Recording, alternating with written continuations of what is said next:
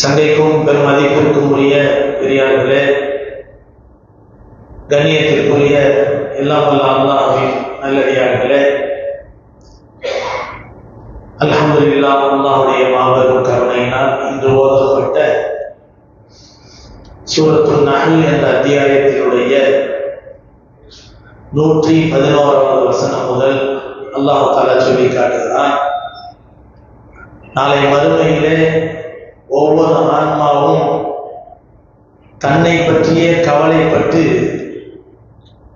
அல்லாஹ்வுக்கு முன்பாக விவாதம் செய்யும்.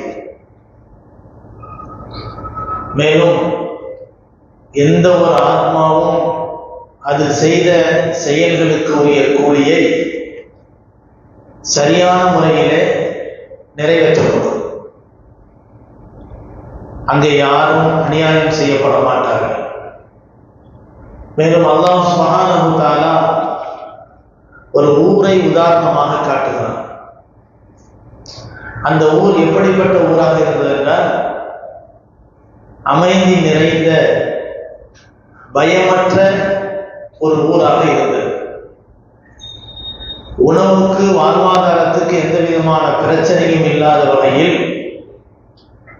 உலகத்தினுடைய பல பகுதிகளில் இருந்து அதற்குரிய உணவும் வாழ்வாதாரங்களும் அந்த ஊருக்கு வந்து கொண்டே இருந்தது.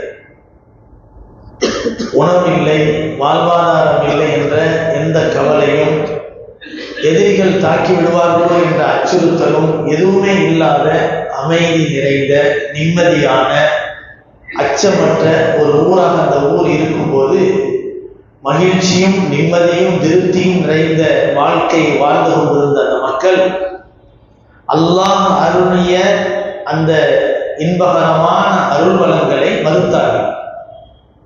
அந்த மறுத்ததின் விளைவாக அவர்களுக்கு பசி என்ற ஆடையையும் பயம் என்ற ஆடையையும் அல்லாஹ் அவர்களுக்கு சுவைக்க செய்தார்.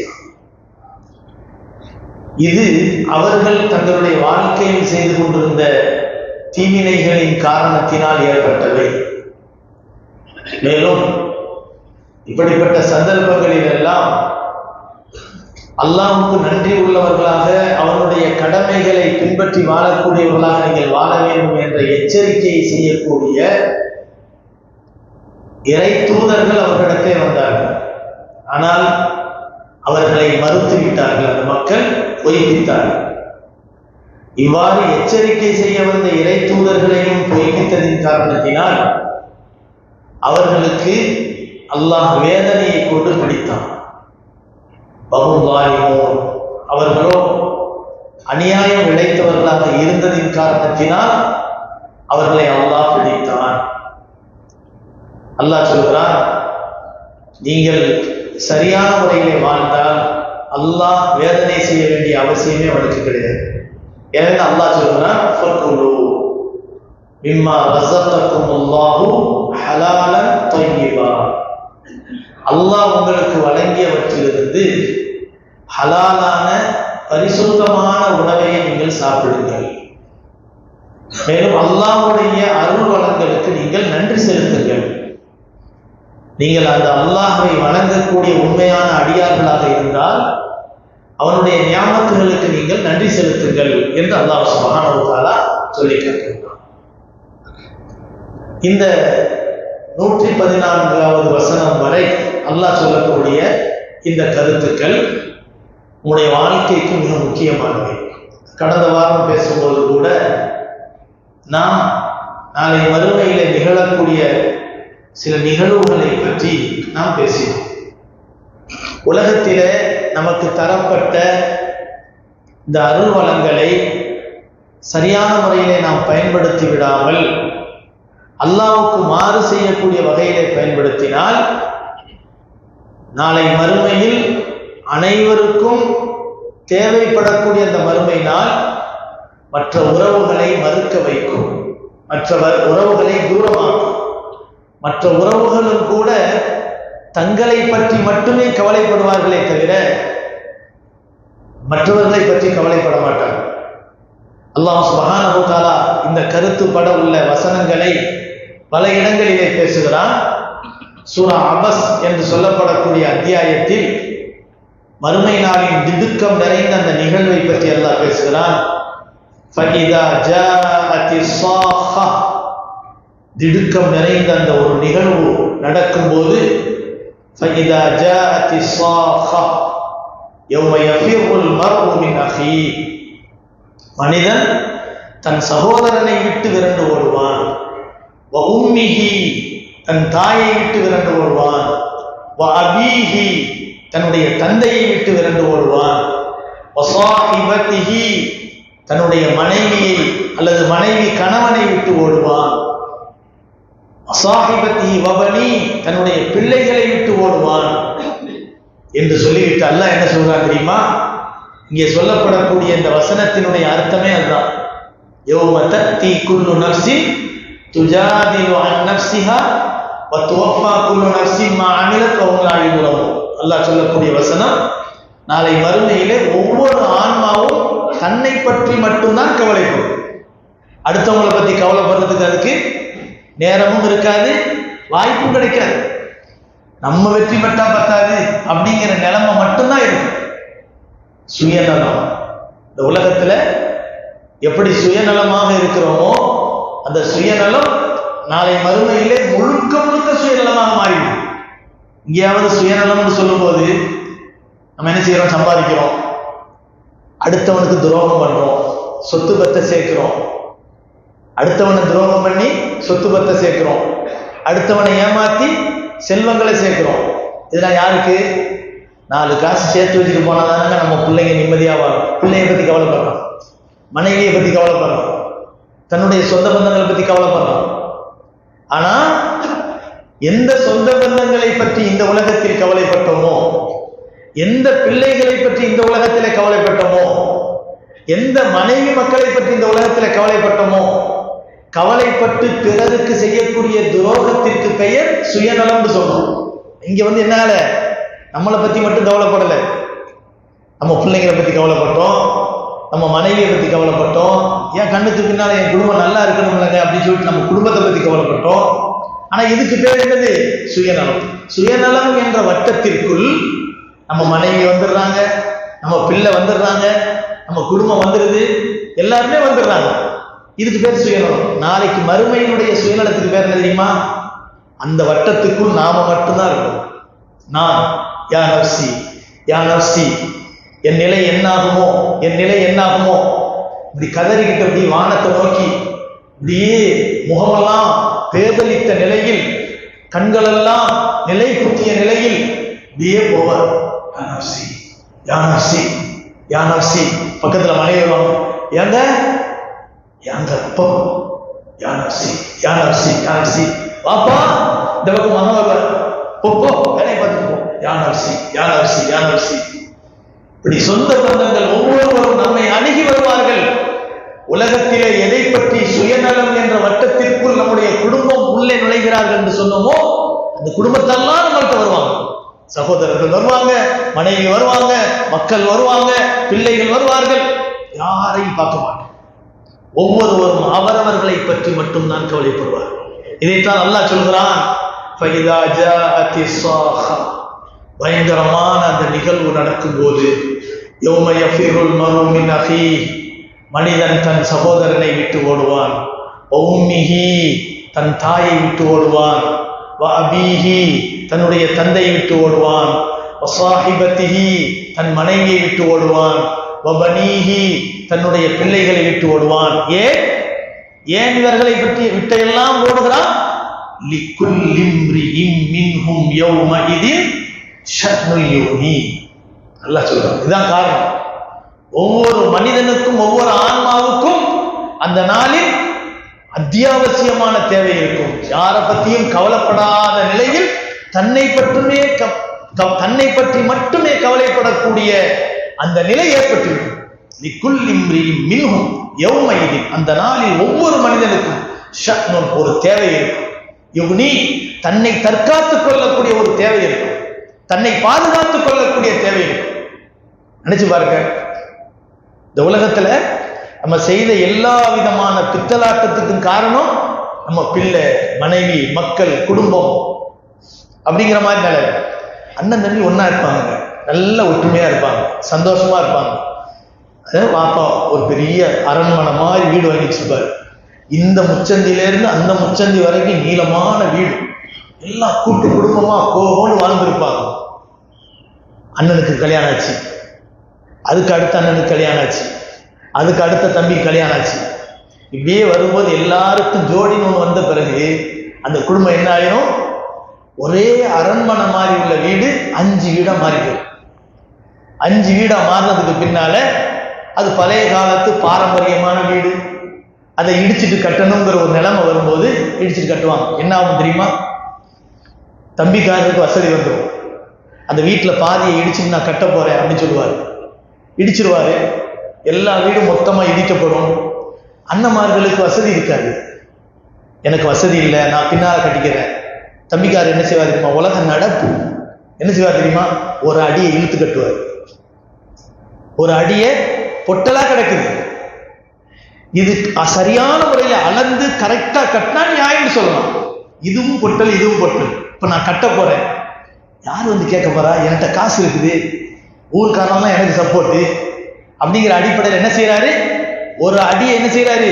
அப்படியே எடுத்து கட்டுறாரு. அண்ணங்கார் வந்து கேட்கிறாரு, அப்பா கொஞ்சம் பார்த்து அளந்து கட்டுப்பா, அதெல்லாம் சரியாக தான் நான் அளந்துட்டேன் அப்படின்னு கட்டுறாரு. பேச முடியாது. ஆனால் இங்கே இதுக்கு பேரு சுயநலம். என்ன தெரியுமா? இவர் கட்டுறாரு, வீடு கட்டி முடிக்கிறதுக்கு முன்னாலே சில நேரம் மூத்தா போயிடுறாரு. அதை போய் உள்ள நுழைஞ்சு அனுபவிக்க முடியல. அனுபவிக்கிறது யாரு? பிள்ளைகள், மனைவி. இவர் அனுபவிக்க முடியல. இவரால் அனுபவிக்க முடியாத ஒரு விஷயத்துக்காக வேண்டி ஒரு அநியாயத்தை செய்கிறார். அதுக்கு பேர் சுயநலம். ஆனா நாளை மறுமையின் சுயநலம் இருக்கிறதே, தன் தாயை ஏறிட்டு பார்க்க மாட்டான், தந்தையை ஏறிட்டு பார்க்க மாட்டான், தன் மனைவியை ஏறிட்டு பார்க்க மாட்டான், தன் பிள்ளையை ஏறிட்டு பார்க்க மாட்டான், தன் சகோதரனை ஏறிட்டு பார்க்க மாட்டான், யாரையும் பார்க்க மாட்டான். அவனுடைய வாயிலிருந்து வரக்கூடிய ஒரே வார்த்தை யா நஃப்ஸி யா நஃப்ஸி என்றுதான் இருக்கும். இதுதான் அல்லாஹ் சொல்றான். ஒவ்வொரு ஆன்மாவும் தன்னை பற்றி மட்டுமே கவலைப்படக்கூடிய நாளாக அந்த நாள் இருக்கும் என்று அல்லாஹ் பேசுகிறான். நபிகள் நாயகம் ஸல்லல்லாஹு அலைஹி வஸல்லம் உயர்ந்த ஷஃபாஅத்தின் தன்மையை பற்றிய ஹதீஸிலே தான் வருது.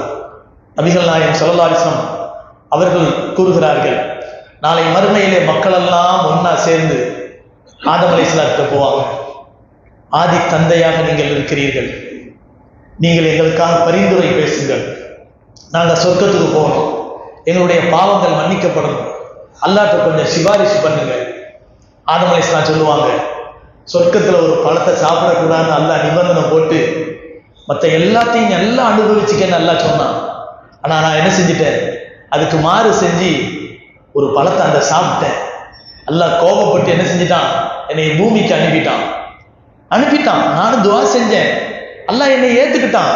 ஆனா அதே சமயத்துல அந்த பாவத்தினுடைய அந்த கடுமை, அந்த கோபத்தின் அறிகுறி என் மீது இன்னும் இருக்குமோ என்று கவலையா இருக்கு. அல்லாஹ் என் விஷயத்திலே இந்த மனுஷருடைய வெளியில என்ன முடிவெடுப்பான்னு எனக்கு தெரியல. யா நஃப்ஸி யா நஃப்ஸி, என்னை பத்தி நான் கவலைப்படக்கூடிய ஒரு சூழ்நிலை உங்களுக்கெல்லாம் நான் பரிந்து பேச முடியாது, நீங்க போங்க, வேற யாராவது ஒரு நபிட்ட நூஹ் அலைஹிஸ்ஸலாத்துக்கு போங்க அப்படிம்பாங்க. உடனே மக்கள் எல்லாம் நிலை குலைந்து போன நிலையில நூஹ் அலைஹிஸ்ஸலாத்துக்கு போவாங்க. நூஹ் அலைஹிஸ்ஸலாம் சாதாரண நபி கிடையாது. உலகத்துல அனுப்பப்பட்ட நபிமார்கள் எல்லாம் ஏகத்துவத்தினுடைய பிரச்சாரத்திற்காக அனுப்பப்பட்டவர்கள். ஆனால் ஏகத்துவ பிரச்சாரத்தினுடைய துவக்கமே நூஹ் அலைஹிஸ்ஸலாத்திலிருந்து தான் ஆரம்பித்தது. நூஹ் அலைஹிஸ்ஸலாம் அவர்களை 2ஆம் ஆதம் என்று சொல்வார்கள். ஆதம் அலைஹிஸ்ஸலாம் அவர்களிலிருந்து எப்படி துன்யாவினுடைய உலகம் மனித வாழ்க்கை ஆரம்பித்ததோ அதே மாதிரி எல்லா மனிதர்களும் ஏறக்குறைய அழிக்கப்பட்ட நிலையில் வெறும் 80 நபர்கள் மட்டுமே நூஹ் அலைஹிஸ்ஸலாமுடைய கப்பலில் ஏறிய நிலையில் அவர்களிலிருந்து தான் மனித பிச்சலங்கள் ஆரம்பமாயின. எனவேதான் நூஹ் அலைஹிஸ்ஸலாம் அவர்களை 2ஆம் ஆதம் என்று சொல்வார்கள். நூஹ் அலைஹிஸ்ஸலாம் பெரிய ஒரு நபி, பெரிய ஒரு ரசூல். அது மட்டுமல்ல, ஏறக்குறைய 1000 வருடங்கள் இந்த உலகத்திலே வாழ்ந்து அல்லாஹ்வின் பக்கம் மக்களை அழைத்த ஒரு நபி. சுப்ஹானல்லாஹ், எப்படிப்பட்ட ஒரு பெரிய தியாகத்தோடு இந்த உலகத்திலே வாழ்ந்திருப்பார்கள். அந்த நபிட்ட போவாங்க, நபி அவர்களே, நாங்கள் ஏற்கனவே ஆதம்கிட்ட போனோம், அவங்க கவலைப்பட்டு என்னுடைய நிலைமை என்ன ஆகுமோ தெரியலேன்னு சொல்லிட்டு அனுப்பிட்டாங்க. நீங்க எங்களுக்காக அல்லாஹ்ட்ட சிபாரிசு செய்யுங்க அப்படின்னு சொல்லும்போது உடனே நூஹ் அலைஹிஸ்ஸலாம் சொல்லுவாங்க, அல்லாஹ் சுப்ஹானஹு வ தஆலா எனக்கு யாரெல்லாம் உன்னை ஏற்றுக்கொண்டார்களோ அவர்களை கப்பலில் ஏற்றுக்கொள் என்று அல்லாஹ் சொன்னான். எல்லாத்தையும் ஏற்றிக்கிட்டேன், ஏறக்குறைய 80 பேர். ஆனா என் குடும்பத்தில் இருந்த என் மகன் என்னை மறுத்தான், அல்லாஹ்வை மறுத்தான். அதனால அல்லாஹ் சுப்ஹானஹு வ தஆலா அவனை கப்பல்ல ஏற்றக்கூடாதுன்னு சொல்லிட்டான். வெள்ளம் பெருகி வருகிறது, தலைக்கு மேலே வெள்ளம் போக போக என் மகன் என்ன செய்கிறான், மரத்தின் மீது ஏறுகிறான், அங்கேயும் தண்ணி வருகிறது. மலையின் மீது ஏறுகிறான், அங்கேயும் தண்ணி வருகிறது. மலை உச்சிக்கு சென்றான், மகனே களிமா சொல்லு, என்னை ஏத்துக்க, கப்பல்ல ஏறிக்க, அல்லாஹ்வுடைய கோபத்தை வாங்கிக்கிறாதே, அழிஞ்சு போகிறாதே என்றெல்லாம் நான் சொல்லுகிறேன். அப்படி இருந்தும் அவன் சொன்னான், இல்லை நான் ஏற்றுக்கொள்ள மாட்டேன் என்று சொன்னான். அந்த நேரத்தில் அல்லாஹ்ட்ட சொன்னேன், இறைவா என்னுடைய குடும்பத்தார நீ காப்பாற்றுவேன் வாக்குறுதி அளிக்கல. இந்த நிலைமையில என் மகன் என் கண்ணுக்கு முன்னால மூழ்கிட்டு இருக்கிறான், இறந்து போய்கிட்டு இருக்கிறான், அவனை காப்பாற்ற மாட்டியா, அவன் என் குடும்பம் தானே அப்படின்னு கேட்டேன். இன்னபுனி மின் அஹ்லி வ இன்ன வஅதக்கல் ஹக் வ அன்த அஹ்கமுல் ஹாக்கிமீன் قال يا நூஹ், அல்லாஹ் தஆலா சொன்னான், நூஹே அவன் உன்னுடைய மகன், ஆனால் உன் குடும்பம் இல்லை. உன் குடும்பத்தாரை நான் காப்பாற்றுவேன் சொன்னது உன்னை ஏற்றுக்கொண்டு அல்லாஹ்வை ஒருவன் என்று ஏற்றுக்கொண்டவர்கள் தான் உன்னுடைய குடும்பத்தார். எனவே இவன் மறுத்தவன், இவனை நான் காப்பாற்ற மாட்டேன், இவன் உன்னுடைய குடும்பம் அல்ல. எனவே நீ எச்சரிக்கையோடு இரு என்று அல்லாஹ் எச்சரித்தான். அல்லாஹ் தஆலா அந்த நேரத்தில் என் மகனுக்கு நான் சிபாரிசு செய்ததுனால என் மேல கோபப்பட்டுதான். அந்த கோபம் இன்னும் இருக்குமோ அப்படின்னு எனக்கு பயமா இருக்கு. இந்த உலகத்துல விசாரணையினுடைய நேரம் வரும்போது என்னை அல்லாஹ் மன்னிப்பானா மன்னிக்க மாட்டானான்னு எனக்கு தெரியல. அதனால என்னைய பத்தி நான் கவலைப்படக்கூடிய நேரம், நீங்க எல்லாம் சிபாரிசுக்காக வேண்டி இப்ராஹிம்கிட்ட போங்க அப்படின்னா, அங்கேயும் நூஹ் அலைஹிஸ்ஸலாம் என்ன சொல்கிறார்கள், யா நஃப்ஸி யா நஃப்ஸி, என் நிலை என்ன ஆகுமோ, என் நிலை என்ன ஆகுமோ, இப்படித்தான் சொல்கிறார்கள். இப்ராஹிம் அலைஹிஸ்ஸலாத்திட்ட போனா, இப்ராஹிம் அலைஹிஸ்ஸலாம் பெரிய நபி. இப்ராஹிம் என்பதனுடைய அந்த அசல் வார்த்தையே என்ன தெரியுமா, அபுல் ரஹீம். தஃசீர்ல எழுதுவாங்க, அது மறுவிதான் இப்ராஹிம் வந்துருச்சுன்னு சொல்லுவாங்க. அபுல் ரஹீம் தான் இரக்கமுள்ள தந்தை. இப்ராஹிம் அலைஹிஸ்ஸலாத்திற்கு நிகரான ஒரு இரக்கமுள்ள ஒரு மனிதன் உலகத்தில் யாரும் இருக்க முடியாது. இவ்வளவு இரக்கம். ஒரு ஏழையின் விருந்தளிப்பு இல்லாமல் ஒரு நாளும் சாப்பிட மாட்டாங்க. ஒவ்வொரு நாளும் சாப்பிடும் போது இப்ராஹிம் அலைஹிஸ்ஸலாம் பக்கத்துல ஒரு ஏழை விருந்தாளியா வந்திருப்பாங்க, சாப்பிடுவாங்க. அப்படி இல்லைன்னு சொன்னா மைல் கணக்கில் போய் தேடி பிடிச்சி ஒரு ஏழையை கூப்பிட்டு வந்து பக்கத்துல உட்கார வச்சு சாப்பிட வச்சுட்டு தான் சாப்பிடுவாங்க. அப்படி ஒரு அது அன்பான ஒரு பெரிய ஒரு நபி இப்ராஹிம் அலைஹிஸ்ஸலாம். இப்ராஹிம் அலைஹிஸ்ஸலாத்துக்கு இருக்கக்கூடிய ஒரு தனி சிறப்பு என்னன்னு சொன்னா, எல்லா நபிமார்களையும், உதாரணமா மூசா அலைஹிஸ்ஸலாத்தை யூதர்கள் ஏற்றுக்குவாங்க, ஈசா அலைஹிஸ்ஸலாத்தை கிறிஸ்துவர்கள் மட்டும்தான் ஏற்றுக்குவாங்க. இங்கே இப்ராஹிம் அலைஹிஸ்ஸலாத்தை பத்தி அல்லாஹ் சொல்லும்போது, இப்ராஹிம் அலைஹிஸ்ஸலாம் அவர்களை தன்னை சார்ந்தவர்கள் தான் என்று உலகத்தில் இருக்கக்கூடிய எல்லா அமைப்பை சார்ந்தவர்களும் சொல்லுவாங்க. மா கான இப்ராஹிம் யஹூதியன் வலா நஸ்ரானியன் வலாக்கின் கான ஹனீஃபும் முஸ்லிமா வமா கான மினல் முஷ்ரிகீன். யூதர்களும் சொல்கிறார்கள் இப்ராஹிம் எங்களை சார்ந்தவர் என்று, நஸ்ரானிகளும் சொல்கிறார்கள் இப்ராஹிம் எங்களை சார்ந்தவர் என்று, முஷ்ரிக்குகளும் சொல்கிறார்கள் இப்ராஹிம் எங்களை சார்ந்தவர் என்று. அல்லாஹ் சொல்கிறான், மாக்கான இப்ராஹிம் யஹூதியன், இப்ராஹிம் யஹூதியும் இல்லை, வலா நஸ்ரானியன், நஸ்ரானியும் இல்லை, வலாக்கின் கான ஹனீஃபன் முஸ்லிமா, நேர்வழி பெற்ற ஒரு முஸ்லீமாக இருக்கிறார்கள் இப்ராஹிம். வமா கான மினல் முஷ்ரிகீன், முஷ்ரிக்குகள் சொல்கிறார்கள் இப்ராஹிம் எங்களுடைய குடும்பத்தை சார்ந்தவர் என்று, ஆனால் இப்ராஹிம் முஷ்ரிக்கும் அல்ல என்று அல்லாஹ் சொல்றான். வகாலத்தில் யஹூது வன் நஸாரா, வகாலத்தில் யஹூது வன் நஸாரா, அதாவது நஸ்ரானிகளும் யூதர்களும் சொல்கிறார்கள் நாங்கள் முஸ்லீம்கள், நாங்கள் தான் ஹக்கில் இருக்கிறோம், இப்ராஹிம் எங்களை சார்ந்தவர் தான் சொல்றாங்க அப்படிங்கிற விஷயத்தை அல்லாஹ் சொல்றான். ஆனா இப்ராஹிம் அலைஹிஸ்ஸலாத்துக்காக வேண்டி அனைவரும் சொந்தம் கொண்டாடக்கூடிய, ஆனால் இப்ராஹிம் அலைஹிஸ்ஸலாம் அல்லாஹ்வை ஏற்றுக்கொண்ட ஒரே ஏகத்துவவாதியாக இருக்கக்கூடிய ஒரு முஸ்லீம். அப்படிப்பட்ட இப்ராஹிம் அலைஹிஸ்ஸலாம் பெரிய நபி, பெரிய ரசூல்.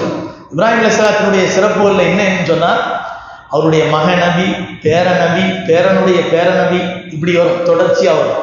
இப்ராஹிம் அலைஹிஸ்ஸலாத்துக்கு 2 பிள்ளைங்க, இஸ்ஹாக், இஸ்மாயில். இஸ்மாயில் அலைஹிஸ்ஸலாத்தினுடைய வழித்தோன்றல்ல வந்தவங்க தான் நபி ஸல்லல்லாஹு அலைஹி வஸல்லம். இஸ்ஹாக் அலைஹிஸ்ஸலாத்தினுடைய மகன் யாக்கூப், யாக்கூப் அலைஹிஸ்ஸலாத்தினுடைய மகன் யூசுப். இப்படியே வழித்தோன்றல் போகும். இந்த வழித்தோன்றல்கள்ல ஆயிரக்கணக்கான நபிமார்கள் வந்தார்கள். இப்படிப்பட்ட உயர்ந்த அந்தஸ்துக்குரியவர்கள் தான் இப்ராஹிம் அலைஹிஸ்ஸலாம் அவர்கள். அந்த இப்ராஹிம் அலைஹிஸ்ஸலாத்திட்ட மக்கள்லாம் போவாங்க. நாங்க முதல்ல ஆதம்கிட்ட போனோம், அவங்களும் எங்களுக்கு முடியாதுன்னு சொல்லிட்டாங்க. நூஹ் அலைஹிஸ்ஸலாத்திட்ட போனோம், நூஹ் அலைஹிஸ்ஸலாம் எங்களுக்கு சிபாரிசு பண்ண முடியாதுன்னு சொல்லிட்டாங்க. நீங்களாவது எங்களுக்கு சிபாரிசு பண்ணுங்க, அல்லாஹ்ட்ட மன்றாடுங்க அப்படின்னு கேட்கும்போது இப்ராஹிம் அலைஹிஸ்ஸலாம் சொல்லுவாங்களா, உலகத்துல நான் வாழும்போது 3 பொய் சொல்லிட்டேன். அந்த பொய்க்கு அல்லாஹ் தஆலா இங்கே என்னை தண்டிச்சிருவானோன்னு எனக்கு பயமா இருக்கு. யா நஃப்ஸி யா நஃப்ஸி, என் நிலைமை என்ன ஆகுமோ தெரியல, அதனால நீங்க எல்லாம் சேர்ந்து என்ன செய்யுங்க, முஹம்மதுட்ட போங்கன்னு சொல்லுவாங்க. இப்படி ஒவ்வொருவரும் தங்களுடைய வாழ்க்கையில் நிகழ்ந்த ஒன்றுக்கும், அதாவது நம்ம எதை சர்வ சாதனமா செஞ்சுக்கிட்டு இருக்கோமோ அந்த விஷயத்தை எல்லாம் பெரிய தவறாக நினைத்து நான் அல்லாஹ்வை அதனால பயப்படுறேன்னு சொல்றாங்க. இப்ராஹிம் அலைஹிஸ்ஸலாம் சொன்ன 3 பொய் என்ன? 3 பொய் நம்மளா இருந்தா கூட, அதாவது இப்ராஹிம் அலைஹிஸ்ஸலாம் சொன்னது வந்து பொய்யினுடைய வகையிலே சேராது, அப்படிப்பட்ட ஒரு நிலை. ஆனா இப்ராஹிம் அலைஹிஸ்ஸலாம் அது சொன்னாங்க. உதாரணத்துக்கு சொல்ல போனா, அதாவது இப்ராஹிம் அலைஹிஸ்ஸலாம் வந்து அந்த சிலைகளை உடைச்சிடுறாங்க. இரவு நேரத்தில் எல்லாரும் திருவிழாவுக்கு ஊருக்கு வெளியில போனதுக்கு பின்னால அங்க என்ன செய்யறாங்க, அந்த நேரத்தில் இப்ராஹிம் அலைஹிஸ்ஸலாத்தை கேட்கிறாங்க, நீ வரலையா அப்படின்னு கேட்கிறாங்க. இல்ல, எனக்கு வயிற்று வலிக்குது, உடல் நலம் சரியில்லை, இது ஒரு பொய்யாம், அதனால நீங்க எல்லாம் போங்க அப்படின்றாங்க. 2வது பொய் என்ன தெரியுமா? எல்லா மக்களும் போனதுக்கு பின்னால நைட்டோட நைட்டா போய் அந்த சிலைகளை உடைச்சிட்டு, குட்டி குட்டி சிலையெல்லாம் உடைச்சிட்டு பெரிய சிலை மேல என்ன செஞ்சாங்க, அந்த கோடாரியை தூக்கி கவுத்தி வச்சுட்டு வந்துடுறாங்க. அடுத்த நாள் வந்து அரசாங்கம் பிடிச்சிட்டு போயிடுது. நீ மட்டும்தான் நம்ம ஊர்ல இருந்த, மற்ற எல்லாரும் ஊரை விட்டு வெளியே வந்துட்டாங்கல்ல, அந்த கோயில்ல போய் சிலைகளை உடைச்சது நீ தான் அப்படின்ற உடனே, சிலைகளை நான் உடைச்சனா? எப்படி இருந்துச்சு நிலைமை? இல்ல, சின்ன சிலை ஃபுல்லா உடைஞ்சிருக்கு, இப்போ பெரிய சிலை உடைக்கல, அதனுடைய தோல் புஜத்துல தான் கோடாரி கவிழ்க்கப்பட்டிருக்கு, அப்போ பெரிய சாமி உடைச்சிருப்பாரு, அவற்றை கேளுங்க அப்படின்றாரு. இப்ராஹிம் அலைஹிஸ்ஸலாம் சொன்னாங்க, அந்த பெரிய சாமி உடைச்சிருப்பாரு, அதுகிட்ட கேளுங்க அப்படின்ற உடனே அந்த மக்கள் கேட்டாங்க, சிலை எப்படி பேசும், பேசாததை ஏன் வணங்குறீங்கன்னு கேட்டாங்க திருப்பி. அந்த மக்களை வந்து அந்த புரிந்துணர்வுக்கு கொண்டு வர்றதுக்கு தான் நபி இப்ராஹிம் அலைஹிஸ்ஸலாம் அதை சொல்றாங்க. அந்த காரியத்தை செஞ்சதுக்கு காரணமே, தன்னைத்தானே தற்காத்து கொள்ள முடியாத ஒன்றை நீங்க போய் வணங்குறீங்களே அப்படிங்கிறத திருப்பி கேட்கணுங்கிறதுக்காக தான் இப்ராஹிம் அலைஹிஸ்ஸலாம் என்ன செய்யறாங்க, இந்த மாதிரி ஒரு காரியத்தை செஞ்சாங்க. இதையும் என்ன செய்யறாங்க, மறுமையில பொய், நான் பொய் சொல்லிட்டேன், நான் உடைக்கலன்னு சொல்லிட்டேன், அதனால அல்லாஹ் இந்த பொய்க்காக என்னை தண்டிச்சிருவானோ அப்படின்னு எனக்கு பயமா இருக்கு, அதனால நீங்கள்லாம் முஹம்மது ஸல்லல்லாஹு அலைஹி வஸல்லம் போங்க. 3வது பொய் என்ன? சாரா அலைஹிஸ்ஸலாம் அவர்களை கூட்டிக்கிட்டு ஊரை விட்டு என்ன செய்யறாங்க, வெளியூருக்கு போறாங்க. போற வழியில எகிப்து தாண்டி தான் போகணும். இன்னைக்கு இருக்கக்கூடிய எகிப்து, அந்த காலத்துல மிஸ்ருன்னு சொல்லுவாங்க. மிஸ்ரு நாட்டினுடைய அரசன்ட்ட ஒரு கெட்ட பழக்கம் இருந்துச்சு. ஜோடியா யாராவது வந்தாங்கன்னு சொன்னா அந்த பெண்ணை வந்து கப்சா பண்ணிடுவாங்க. அந்த பெண்ணை ஒற்றர்களை வைத்து கவனித்து, புதுசா யாராவது கணவன் மனைவி ஜோடியா வந்தா மனைவியை மட்டும் தூக்கிட்டு வாங்கன்றான். அப்படி ஒரு கெட்ட பழக்கம் அவன்கிட்ட இருந்து. ஆனா அவன்கிட்ட இன்னொரு பழக்கம் என்னன்னு சொன்னா, வந்தவர் என்னுடைய சகோதரி அப்படின்னு சொல்லிட்டா தொடமாட்டான். அண்ணனுக்கு முன்னால சகோதரி என்ன, அதெல்லாம் சரி வராது அப்படிங்கிற மாதிரி என்ன செஞ்சிருவான். அவன்கிட்ட ஒரு அந்த வகையான ஒரு பழக்கம். இப்ராஹிம் அலைஹிஸ்ஸலாத்தையும் சாரா அம்மையார் ரொம்ப அழகா இருப்பாங்க. சாரா அலைஹிஸ்ஸலாம் இருக்காங்களே, இப்ராஹிம் அலைஹிஸ்ஸலாத்தினுடைய முதல் மனைவி, ரொம்ப ரொம்ப அழகா இருப்பாங்க. அவங்களையும் பிடிச்சிட்டு போயிட்டாங்க. அப்ப இப்ராஹிம் அலைஹிஸ்ஸலாம் அவங்கள்ட்ட கேட்கிறாங்க, இது யார்? என்னுடைய சகோதரி அப்படின்ட்டாங்க. எதுக்கு அப்படி சொன்னதுக்கு காரணம் என்ன? சாரா அலைஹிஸ்ஸலாத்தினுடைய கற்பை காப்பாற்றுவதற்காக. கடைசியா இப்ராஹிம் அலைஹிஸ்ஸலாம் என்ன செஞ்சாங்க, சாரா அம்மையாரை ஊர்ல கூட்டிட்டு போனதுக்கு பின்னால இப்ராஹிம் அலைஹிஸ்ஸலாம் நின்று தொழுவ ஆரம்பிச்சிட்டாங்க. அல்லாஹ்ட்ட கையேந்தி கேட்டாங்க, இறைவா காப்பாத்திய மனைவி, அல்லாஹ்வுடைய தூதர் இல்லையா, பரிசுத்தமான குடும்பம் இல்லையா, அல்லாஹ் தஆலா எந்த நிலையிலும் நபியவர்களுடைய பாரம்பரிய குடும்பத்துல வந்தவங்க யாருமே விபச்சாரம் செய்யணும். அந்த பரம்பரை தொடர்ச்சியை பார்த்தீங்கன்னா நபிகள் நாயகம் ஸல்லல்லாஹு அலைஹி வஸல்லம் பரம்பரை தொடர்ச்சியில உள்ளவங்க யாருமே விபச்சாரம் செஞ்சிருக்க மாட்டாங்க. எல்லாருமே கற்பால் பரிசுத்தமானவர்கள். அவ்வளவு தூய்மையான பாரம்பரியத்தில் உள்ளவர்கள் தான் நபிமார்கள். அப்படிப்பட்ட பாரம்பரியம் மிகுந்த நபிமார்களுடைய குடும்பத்தை அல்லாஹ் கலங்கப்படுத்துவானா? அப்ப இப்ராஹிம் அலைஹிஸ்ஸலாம் தொழுது அல்லாஹ்வை துஆ செய்யறாங்க. கடைசி என்னாச்சு? சாரா அம்மையாரை நெருங்கின அந்த அரசனுடைய கை மரக்கட்ட மாதிரி போச்சு, மயங்கி விழுந்தான். 2வது தடவை 3வது தடவை இப்படி அவன் முயற்சி பண்ணும் போதெல்லாம் மயங்கி விழுந்த பிறகுதான் அவனுக்கு அறிவு வருது. நீ கூட்டிட்டு வந்து யாரோ ஜின்ன கூட்டிட்டு வந்துருக்கப்பா, போப்பா தூக்கிட்டு கூட்டிட்டு போப்பா அப்படின்னு சொல்லிட்டு அவன் மனம் திரும்பி என்ன செஞ்சான்? ஹாஜரா அலைஹிஸ்ஸலாத்தை அன்பளிப்பா கொடுத்தான், கல்யாணம் பண்ணி கொடுத்தான் இப்ராஹிம் அலைஹிஸ்ஸலாத்துக்கு. இவ்வளவு வயசானதுக்கு பின்னாலே உங்களுக்கு குழந்தை இல்லை, இந்த பிள்ளையை நீங்க வச்சு கல்யாணம் பண்ணி குழந்தை பெற்றுக்குங்க அப்படின்னு சொல்லிட்டு ஹாஜரா அலைஹிஸ்ஸலாத்தை அந்த அரசன் தான் என்ன செஞ்சான்? அன்பளிப்பு கொடுத்தான். இப்ப இந்த மாதிரியான ஒரு நிகழ்ச்சியில யாரா இருந்தாலும் தன் மனைவியை கற்பை காப்பாத்துறதுக்காக வேண்டி எப்படிப்பட்ட பொய்யும் சொல்லதானே செய்வாங்க. அது எப்படி பொய்யும் சொல்ல முடியும்? இல்லைங்கன்னா அது பெரிய கலக்கம் ஏற்பட்டோம். இந்த பொய்யை மறுமையில நினைப்பாங்க, நான் பொய் சொல்லிட்டேன், 3 பொய் சொல்லிட்டேன், அதனால அல்லாஹ் என் மேல கோவிச்சுட்டு இருப்பானோ எனக்கு பயமா இருக்கு அப்படின்னு சொல்லி என்ன செய்யறாங்க? அதை காரணம் காட்டி நான் ஷஃபாத் பண்ண முடியாது. ஒவ்வொரு ஆன்மாவும் எந்த அளவிற்கு என்றால் நபிமார்களும் கூட தங்களை பற்றி கவலைப்படக்கூடிய நாள் இது. தன் நிலை என்னாகும் என்று நினைக்கக்கூடிய ஒரு பயங்கரமான காலம்தான் மறுமை நாள்.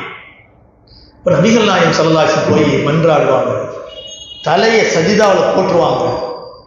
தலையை சஜிதாவிலிருந்து உயர்த்துவீராக நபியே, உங்களுக்கு என்ன வேண்டும் என்று கேளுங்கள். அல்லாஹ் சுப்ஹானஹு வ தஆலா நபியினுடைய பல தடவை ஷஃபாத் செஞ்சதுக்கு பின்னால அல்லாஹ் சொல்லுவான், நரகத்தில் யாருடைய உள்ளத்தில் அணுவளவு ஈமான் இருக்குமோ அவர்களையும் நீங்கள் வெளியாக்கி சொர்க்கத்தில் கொண்டு போய் போடுங்க அப்படின்னு அல்லாஹ் சொல்லுவான். அந்த ஷஃபாத்தை ஏற்றுக்குவான். பெருமானார் ஸல்லல்லாஹு அலைஹி வஸல்லம் தன் உம்மத்தில் அணுவளவு ஈமான் உள்ள ஒவ்வொருவரும் சொர்க்கத்தில் நுழையாமல் நபிகள் நாயகம் ஸல்லல்லாஹு அலைஹி வஸல்லம் அவர்கள் சொர்க்கத்தில் நுழைய மாட்டார். இதுல பெரிய விஷயம் என்னன்னு சொன்னா, நாளை மறுமையிலே சொர்க்கத்தில் நுழைவதற்கு அனுமதிக்கப்பட்ட முதல் மனிதர் ஸல்லல்லாஹு அலைஹி வஸல்லம், நபிகள் நாயகம் ஸல்லல்லாஹு அலைஹி வஸல்லம் அவங்க தான் சொர்க்கத்தில் நுழையிறதுக்கு நீங்க போங்க முதல்ல அப்படின்னு சொல்றதுக்கு அனுமதிக்கப்பட்டவர். ஆனா இருக்கக்கூடிய சொர்க்கவாதிகளிலேயே கடைசியா சொர்க்கத்தில் நுழையிறது யாருன்னா நம்ம நபி தான். எல்லாரையும் சொர்க்கத்துக்கு அனுப்பிட்டு நம்ம நபி போவாங்க. அது வரைக்கும் சொர்க்கவாதி தான். ஆனா தன்னுடைய உம்மத்தில் அணுவளவு ஈமான் உள்ளவர்கள் கூட வெளியில இருக்கக்கூடாது, நரகத்தில் இருக்கக்கூடாது. எல்லாரையும் சொர்க்கத்துக்கு கொண்டு போயிட்டு தான் நபி அவர்கள் கடைசியா நுழைவாங்க. அப்ப யா நப்சி என்று சொல்லக்கூடிய அந்த மறுமையில் யா உம்மத்தி என்று சொல்லக்கூடிய ஒரே ஒரு ஜீவன் யார்? நம்முடைய நபி ஸல்லல்லாஹு அலைஹி வஸல்லம். கண்ணியமானவர்களே, அப்படிப்பட்ட ஒரு பயங்கரமான நாள். முஃப்லிஸை பற்றி உள்ள ஒரு அழகான ஹதீஸை நம்ம எல்லாம் கேள்விப்பட்டிருக்கோம். முஃப்லிஸ், பெருமானார் ஸல்லல்லாஹு அலைஹி வஸல்லம் அவருடைய சூழ்ந்து சஹாபாக்கள் அமர்ந்திருக்கிறார். தோழர்களை நோக்கி நபி அவர்கள் கேட்டார்கள், தோழர்களே, மனில் முஃப்லிஸ், மனில் முஃப்லிஸ், தன்னுடைய வாழ்க்கையில் வியாபாரத்தில் மிகவும் அதாவது நஷ்டப்பட்டு போன மனிதன் யார்? பெரிய நஷ்டவாளி யார்? நஷ்டப்பட்டு போனவன் யார்? மிகப்பெரிய ஏழை யார் என்று கேட்கிறார்.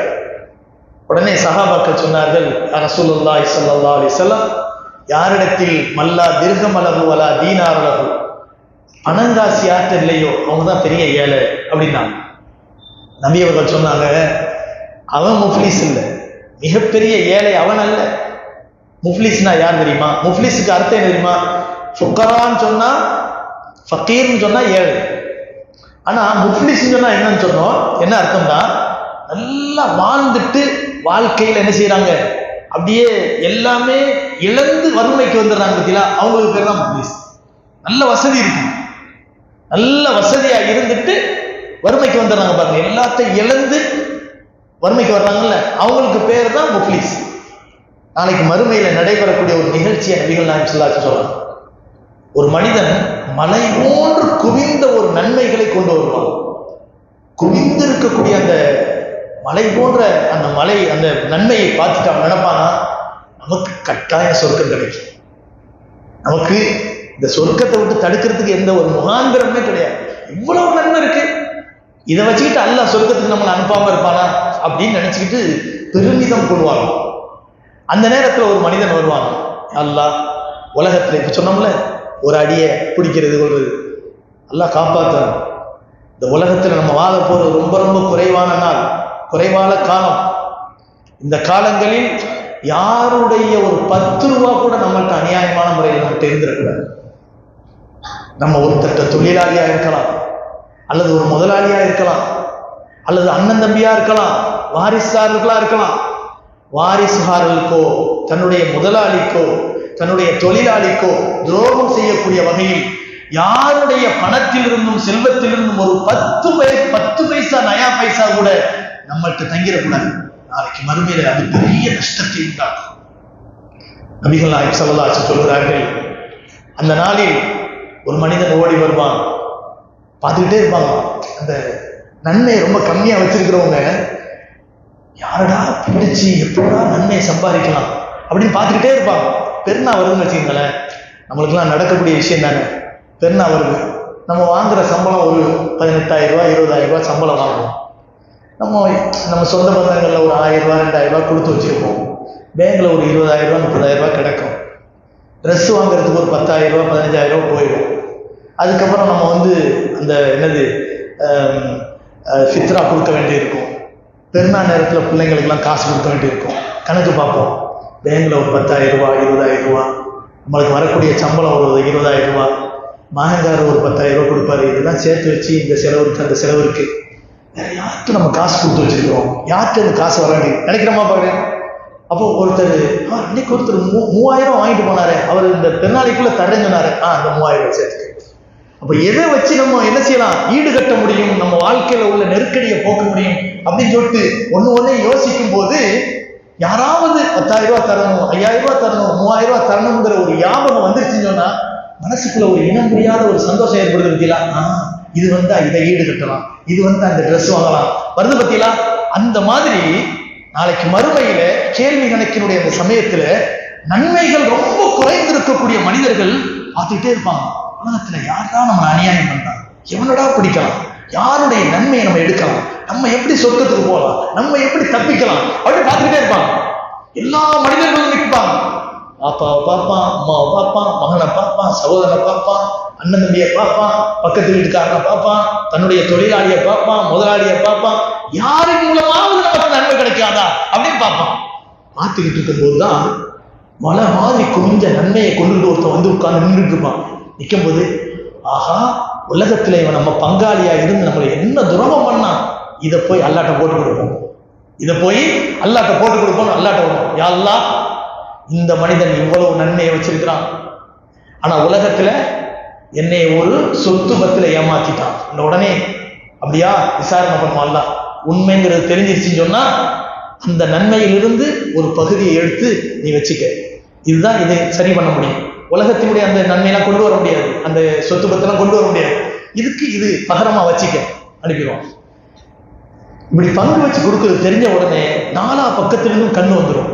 உண்மையான முறையில் இன்னொருத்தன் பார்ப்பான், ஆஹா இவன் நம்மளை உலகத்துல ஒரு அடி அடிச்சான் பார்த்தீங்களா, அதை போய் அல்லாட்ட போட்டு கொடுப்போம். அல்லாஹ் உலகத்துல சும்மா போன அடிச்சுட்டான், இவன் அநியாயமா என்னை அடிச்சான், அப்படியா அதுக்கு பகரம் அந்த நன்மையை வச்சுக்க. இன்னொருத்தன் ஓடி வருவான், நான் இவன்கிட்ட வேலை செஞ்சேன், தேவையில்லாம என்னை திட்டினான், அந்த நன்மையை வச்சுக்க. நன்மைகள் பங்கீடு செய்யப்படும், பங்கிட்டு கொடுக்கப்படும். நன்மைகளை பெருக்கி கொண்டு வந்தானே தவிர உலகத்தில் செய்த அநியாயங்கள் ஏராளமா இருந்துச்சு. அதனால அநீதம் இழைக்கப்பட்டவர்கள் எல்லாம் முறையிட அல்லாஹ் என்ன செய்தான், எல்லாத்துக்கும் பகரமாக எடுத்து அந்த நன்மையை எடுத்து கொடுக்க மலை போன்று குவிந்து இருந்த நன்மைகள் எல்லாம் காலியாயிடுச்சு. எல்லாம் காலியாயிடுச்சு. காலியானதுக்கு பின்னால அந்த அடியான் பிரமிச்சு போய் நிற்பான்.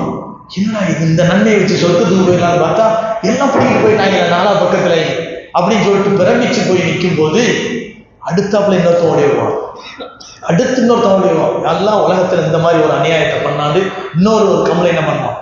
எல்லாம் சொல்லுவான், இவ்வளவு நேரம் கொடுக்க வேண்டிய எல்லா நன்மையும் கொடுத்து முடிச்சாச்சு, உனக்கு கொடுக்கறதுக்கு ஒண்ணும் இல்லை அப்படின்ன உடனே, தோழர்களே, அருமையான சகோதரர்களே, இந்த ஹதீஸை நம்ம நிறைய தடவை சொல்லியிருக்கிறோம்.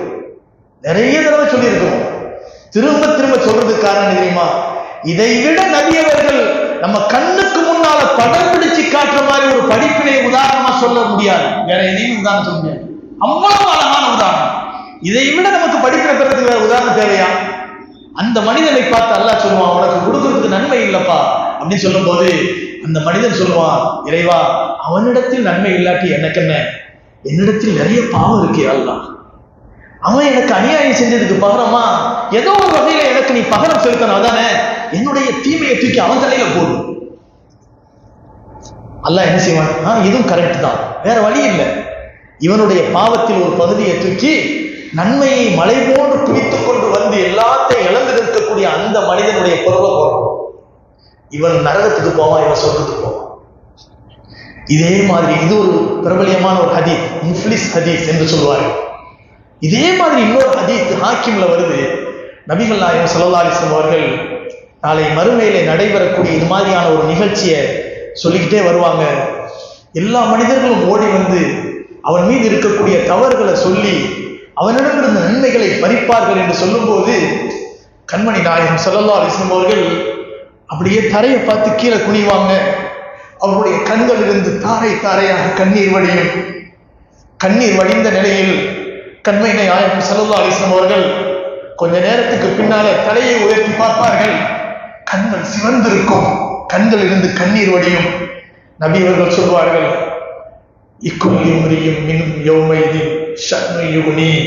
அந்த நாள் ஒவ்வொரு மனிதனுக்கும் தேவையான முக்கியமான நாள். எல்லோருக்குமே நன்மை தேவைப்படும். யாரும் நன்மையை விட்டும் விலக்காக இருக்க மாட்டார்கள். ஒவ்வொருவருக்கும் எந்த பக்கமாவது நன்மை கிடைக்காதான்னு தவிச்சுக்கிட்டு இருப்பாங்க. அந்த நேரத்தில் இப்படிப்பட்ட ஒரு நிகழ்ச்சி நடக்கும் சொல்லி ஒரு மனிதன் தன் நன்மையை கொண்டு திருப்திப்பட்டு விடக்கூடாது. அந்த நன்மை காணாமல் போகக்கூடிய நிலை கூட நாளை மறுமையில வந்துடலாம் அப்படின்னு சொல்லிட்டு இன்னொரு ஒரு மகிழ்ச்சியான ஒரு செய்தியை நமக்கு அந்த ஹதீஸிலே சொல்றான். அதுக்கு பின்னால ஒரு மனிதன் தன் பாவத்தை அவன் மீது போட்டுட்டு அவனை நரகத்துக்கு அனுப்பிட்டு இவன் சொர்க்கத்துக்கு போவான். இவன் தன்னிடத்துல இருந்து பாவம் போயிடுச்சு, இப்போ சொர்க்கத்துக்கு போகலாம் அப்படின்னு சொல்லிட்டு சொர்க்கத்துக்கு போகும்போது போய்கொண்டே இருக்கக்கூடிய பாதையில சொர்க்கத்தின் காட்சிகள் தெரியுமா? வலது பக்கமா பார்ப்பானா பெரிய மாளிகைகள் உல்லாசமாக அலங்காரமாக ஒரு அற்புதமாக தெரியுமா? பார்த்து கொண்டே போகும்போது ஆனா அவன் போக வேண்டிய சொர்க்கம் வேற. வலது பக்கம் பார்க்கக்கூடிய சொர்க்கம் இவனுடைய கவனத்தை அப்படியே பிரமிக்க வைக்கும். திரும்பி பார்த்து அல்லாஹ்ட்ட கேட்பானா, இறைவா, இந்த சொர்க்கம் யாருக்கு கேட்பானா. ஏற்கனவே இவனுக்கு சொர்க்கம் கிடைக்காதுன்னு நினைச்சிட்டு போனான். ஆனா இவன் பாவத்தை தூக்கி அடுத்தவன் தூக்கி போட்டுவிட்டு இவனுக்கு கிடைக்க வேண்டிய நன்மை கிடைச்ச உடனே சொர்க்கத்துக்கு போறான். கிடைச்சா போதும் போக வேண்டியது தானே, பேராசை பத்தியலா. போற வழியில இன்னொரு சொர்க்கத்தை பார்த்தோன்னே, இறைவா, இந்த சொர்க்கம் யாருக்கு இது ரொம்ப நல்லா இருக்கு. இந்த சொர்க்கம் சில மனிதர்களுக்கு கிடைக்கும், அதன் விலையை கொடுக்கக்கூடியவர்களுக்கு கிடைக்கும். அல்லாஹ் நம் மீது எவ்வளவு ரஹ்மத்தானவன் என்பதை பாருங்க. ரஹ்மான் ரஹீம் என்ற வார்த்தையை அல்லாஹ் முக்கியத்துவப்படுத்துவதற்கு காரணம் அதுதான். அல்லாஹ் சுப்ஹானஹு வ தஆலா எவ்வளவு அர்ஹமுர் ரஹீம். அந்த அல்லாஹ்வுக்கு நாம் துரோகம் செய்யலாமா? அந்த அல்லாஹ் நமக்கு கொடுத்திருக்கக்கூடிய கடமைகள் விஷயத்திலே துரோகம் செய்யலாமா? அல்லாஹ் தஆலா அந்த அடியானை பார்த்து சொல்லுவான், இந்த சொர்க்கத்திற்கான விலையை யார் கொடுக்கிறார்களோ அவர்களுக்கு இந்த சொர்க்கம் கிடைக்கும் சொல்லுவாங்க.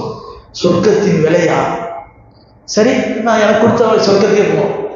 அல்லாஹ் என்ன செய்வானா, அந்த அடியான கூட, அடியானே, அந்த சொர்க்கத்தின் விலை உன்னிடத்தில் இருக்கிறது அப்படிமான. அந்த சொர்க்கத்தின் விலை உன்னிடத்தில் இருக்கிறது.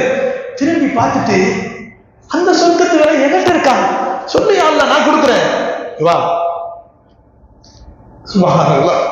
நபி அவர்கள் அழுவதற்கான காரணம் அதுதான்.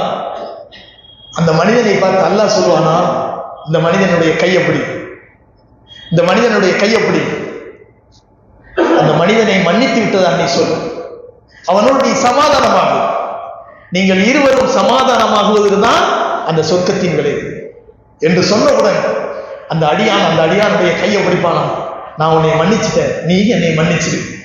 ரெண்டு பேரும் சமாதானமாகறாங்க. இருவரும் துள்ளி குதித்தவர்களாக அந்த சொர்க்கத்தை நோக்கி போவதை என் கண் முன்னால் நான் பார்க்கிறேன் என்று ஸல்லல்லாஹு சொல்லி அழுத நபி அவர்கள் கலகலவென்று சிரித்தார்கள் என்று ஹதீஸிலே பார்க்கிறோம். இதான் நாளை மறுமை. மறுமை என்பது இதுதான். நம்ம நினைக்கிறோம் நம்ம திறமையை கொண்டு எவ்வளவுக்கு எவ்வளவு நல்லா சம்பாதிக்கிறோமோ அநியாயம் பண்றோமோ பண்ணிட்டு போயிட வேண்டியது.